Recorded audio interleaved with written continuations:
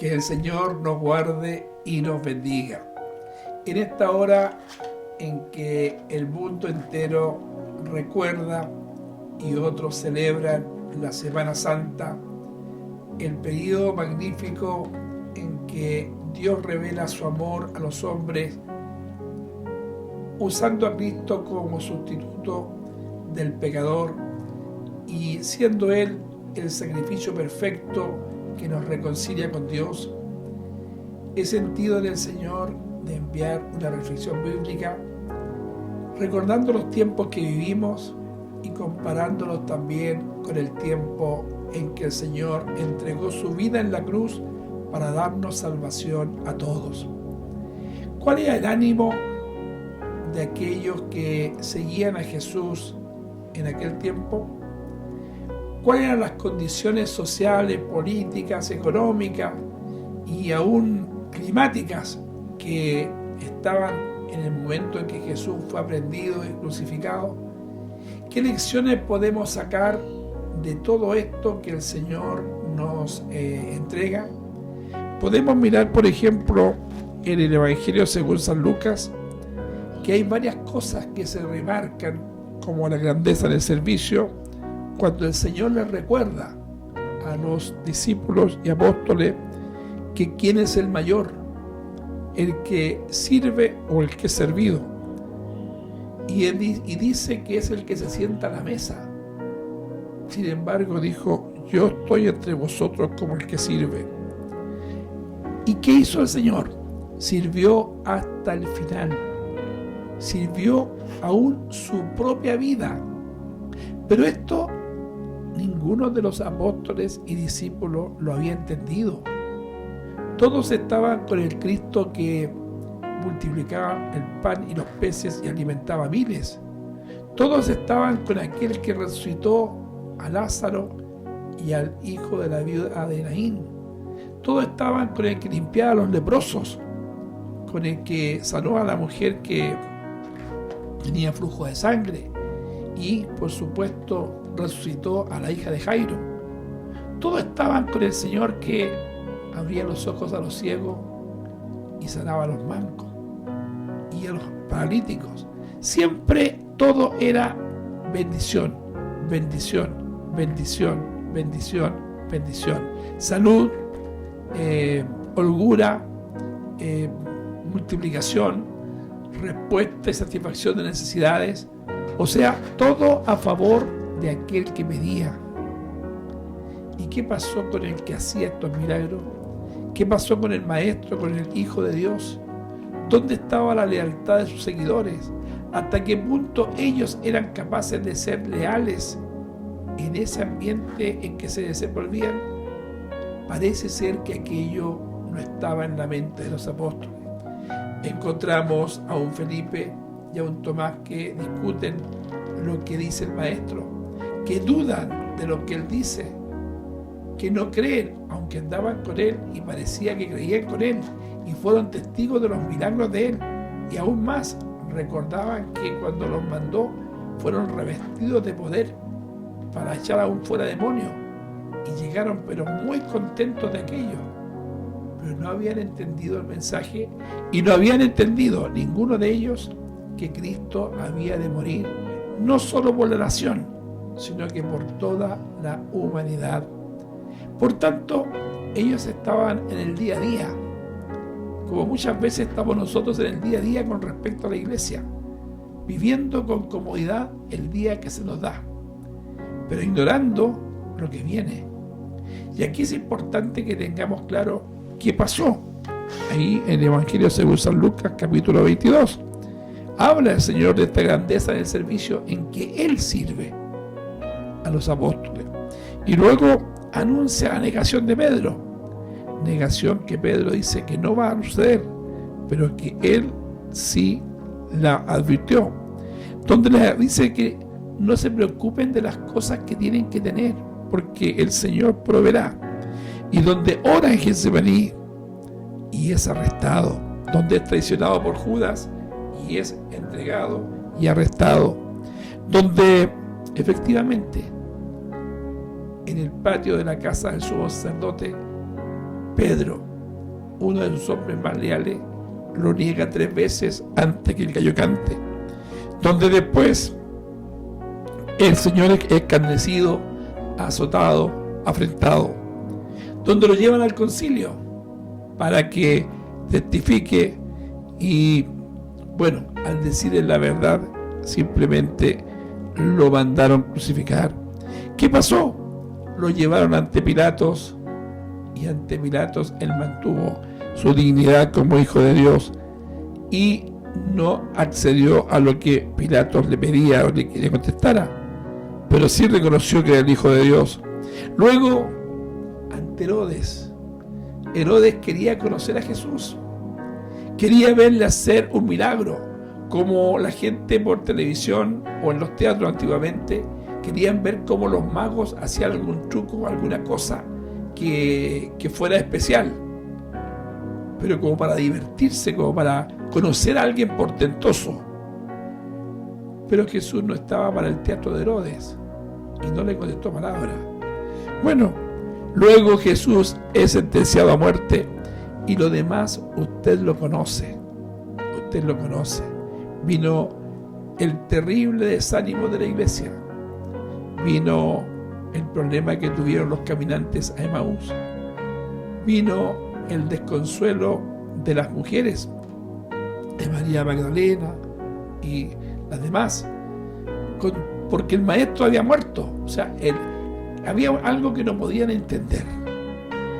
Como si él era el hijo de Dios, si hizo tantos milagros, ¿cómo pudo ser objeto de tanta vindicación, de tanto sufrimiento, de tanto azote, de tanta injuria, de tanta calumnia y de tanta injusticia? ¿Cómo es posible? Si era el hijo de Dios. Entonces ya del hijo de Dios fue rebajado como un profeta, porque a los profetas los mataron y a Jesús también lo iban a matar. Y vemos ahí que la iglesia se desanima. Claro, se desanima tremendamente. Unos se van a pescar y al volver encuentran que está Jesús allí esperándolos y esperándolos con pescado asado y miel. Hay una serie de contactos cuando el Señor habla con Pedro y le encarga a su iglesia. Hay muchas cosas. Este periodo de Semana Santa es muy rico y yo, más que hablar, le estoy reseñando pasajes importantes de toda esta circunstancia. El Señor es condenado y es condenado a muerte de cruz y tiene que llevar su cruz y le ayuda al Cirineo, pero va todo el camino de acuerdo a la usanza romana, azotándole, escarneciéndole. Bueno, lo demás usted lo sabe. Fue crucificado entre 2 ladrones, fue quitado de juicio, su juicio fue injusto, a tal punto de que la gente dice, se lava las manos como Pilatos, porque Pilatos se lavó las manos para decir, soy libre de la sangre de este hombre porque ustedes le están pidiendo su muerte. Fue canjeado por un ladrón, un homicida, un delincuente.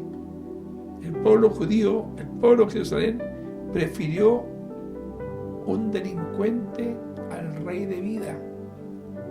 Y aún estando en la cruz crucificado, vinieron los principales sacerdotes con mucha gente, con una turba a injuriar al Salvador. A otro salvó, él mismo no se puede salvar. Descienda de la cruz ahora, para que creamos en él. Y mire lo que pasó con los 2 ladrones entre los cuales fue crucificado. Fue canjeado por un ladrón, Barrabás, y fue crucificado entre 2 ladrones cuyos nombres desconocemos. Pero aún allí se ve la realidad de la vida, la realidad del Evangelio y la realidad del mundo. La realidad del mundo está en aquel hombre que le dice, bueno, si tú eres el Cristo, baja y sálvanos también a nosotros. O sea, desciende de la cruz y baja y también sálvanos a nosotros. Y el otro le responde, y ni aún tú temes a Dios estando en esta misma condenación. Y reconoce, ciertamente nosotros recibimos lo que merecieron los hechos, mas este justo que mal hizo. O sea, primero se reconoce, fíjese lo que siempre se pide de las personas cuando se convierten. Reconoció que Jesús era justo, el Salvador, y reconoció que él era pecador. Nosotros recibimos lo que merecieron nuestros hechos, mas este justo ningún mal hizo.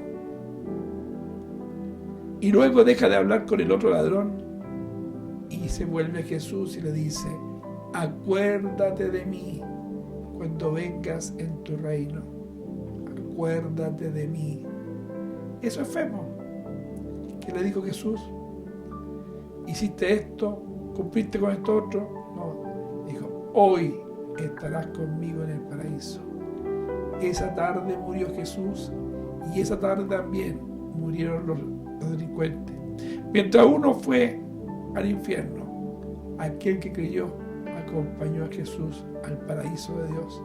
Entonces, todas estas cosas que son tan lindas y que tienen una profundidad inmensa, son temas suficientes, cada una de ellas, para que hoy día, hoy, viernes, o el sábado, o el domingo, se predique en nuestra iglesia, no a un Cristo moderno, no a un Cristo muy como cambiado, ¿no? Como reseteado, como modificado para que esté de acuerdo a las corrientes políticas, sociales y sociológicas y filosóficas de hoy, sino que se predique al mismo Cristo, a ese que a usted le salvó y a mí me salvó.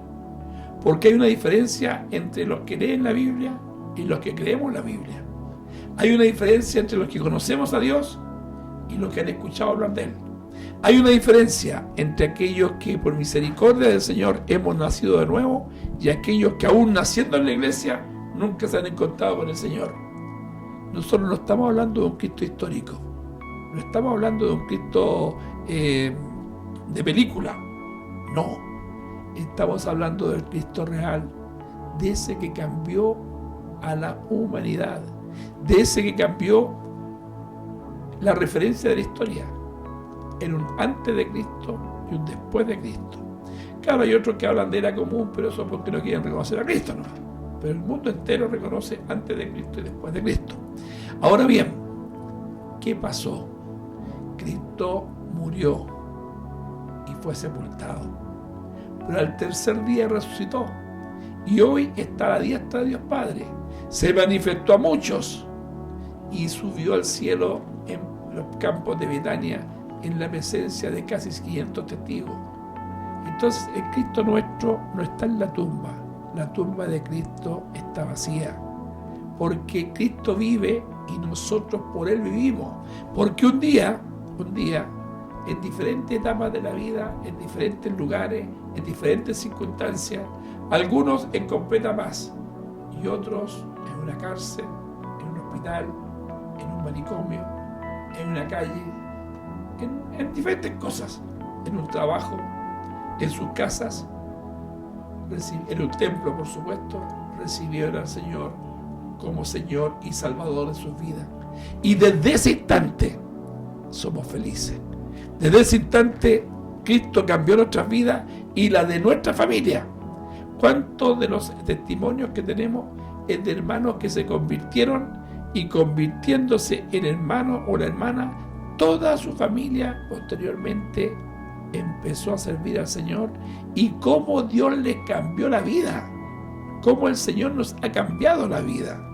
Entonces, hijos que están escuchando, hermanos, hermanas, pastores, pastoras, jóvenes, señoritas, niños, niñitas, nosotros somos herederos de un evangelio de poder, de un evangelio de virtud, de un evangelio poderoso en palabras y en obras, porque con Cristo aún los muertos resucitan, los enfermos son sanados, los pobres son bendecidos, y aquel que tiene dificultades, el Señor se las arregla, porque Dios tiene poder y Cristo es Dios y tiene todo poder.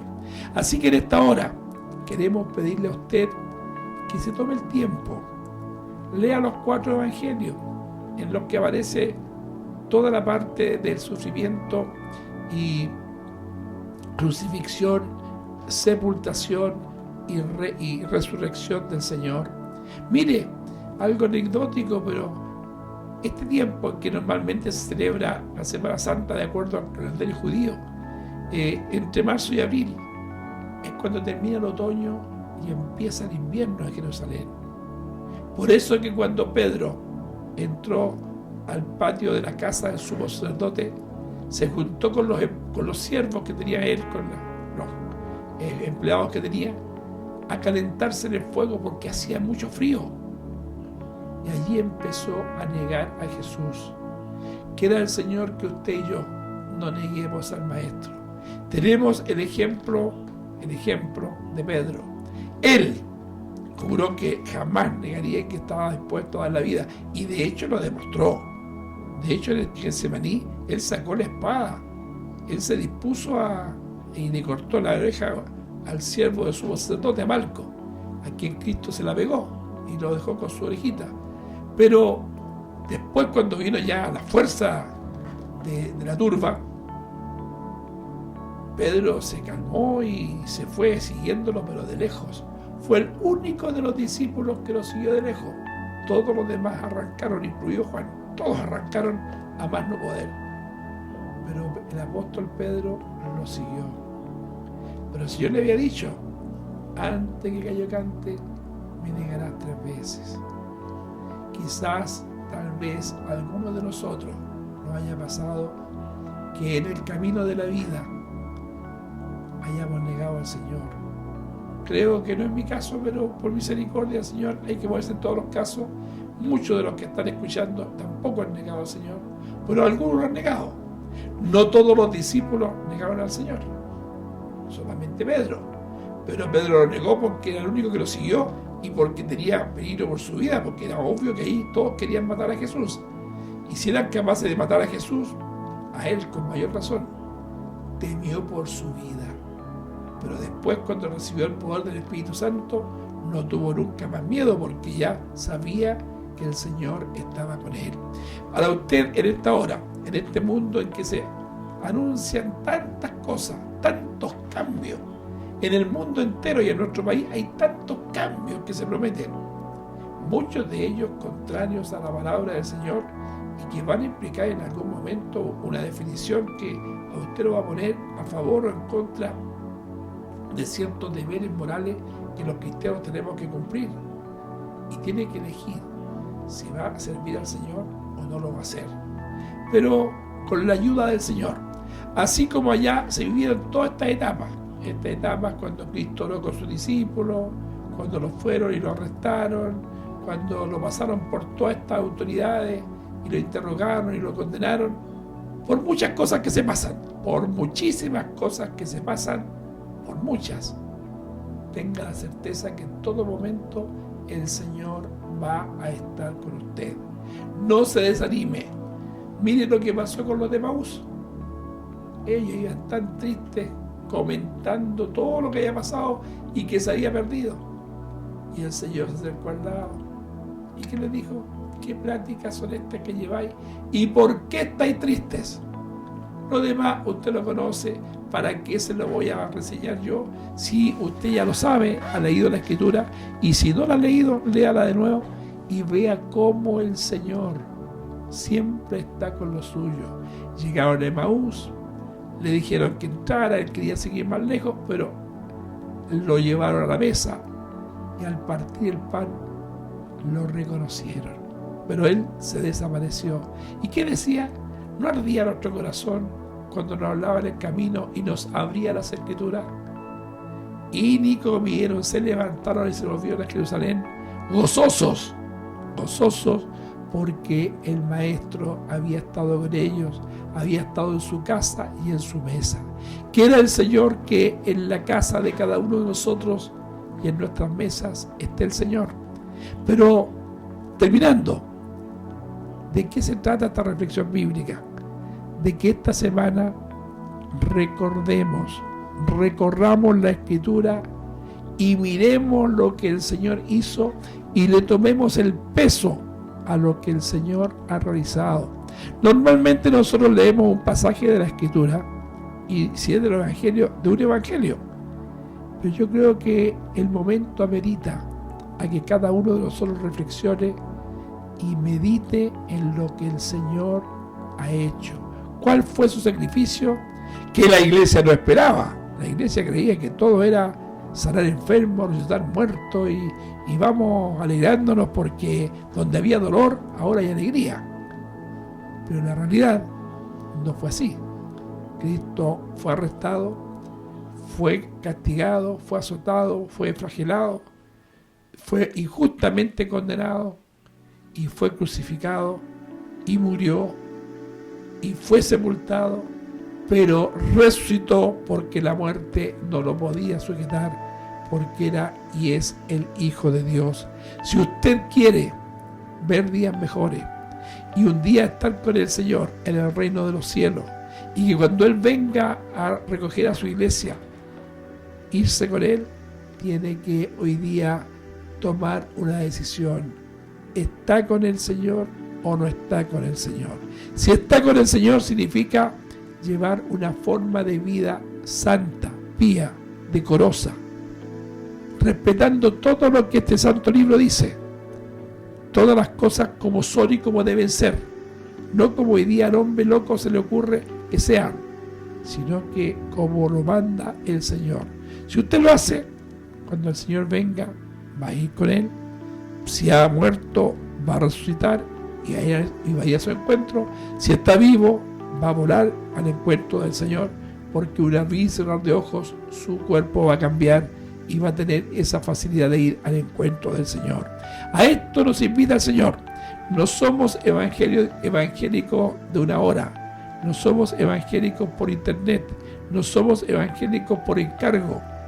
Somos cristianos, hijos del Señor, convertidos por el Señor Jesucristo, lavados y limpiados con la sangre del Cordero y listos para proclamar su nombre.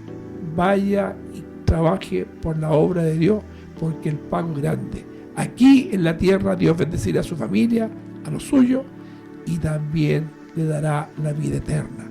Que el Señor le bendiga y que el Cristo resucitado, que no pudo retener la muerte en la tumba, Él esté en su corazón, esté en su vida, en la de su familia, esté en su casa por la fe y pueda usted, al igual que todos nosotros, ver por esta fe la gloria del Señor en nuestras vidas y en nuestros hogares. Que el Señor le bendiga, que esta palabra se haga vida en su corazón y en el mío. Alguien dirá, pero que esto no dijo tantas cosas. Sí, es que esto es un recuerdo de lo que pasó con Cristo. Él les decía que el Hijo del Hombre tenía que ser muerto y crucificado, pero nunca lo escucharon. Se quedaron con todo lo bonito de las bendiciones, de los milagros. Como muchas veces le cuesta al cristiano y quiere las puras bendiciones y no está dispuesto a pagar el precio de las pruebas, porque el diablo se enoja y pone pruebas. Pero con la ayuda del Señor, todas esas pruebas se pueden pasar, porque el Señor es con su pueblo y el Señor es con ustedes. El Señor les bendiga, tengan lindos cultos, pero lo más importante, revisen los 4 evangelios y vean lo que el Señor ha hecho por todos y cada uno de nosotros. El Señor les bendiga, bendiga a nuestros pastores y pastoras y a cada una de nuestras iglesias a través del país y también del extranjero, y el Señor haga misericordia en sus hogares y nos dé bendición y vida eterna. Para el Señor que vive sea honra y gloria ahora y para siempre. Y gracias por habernos escuchado.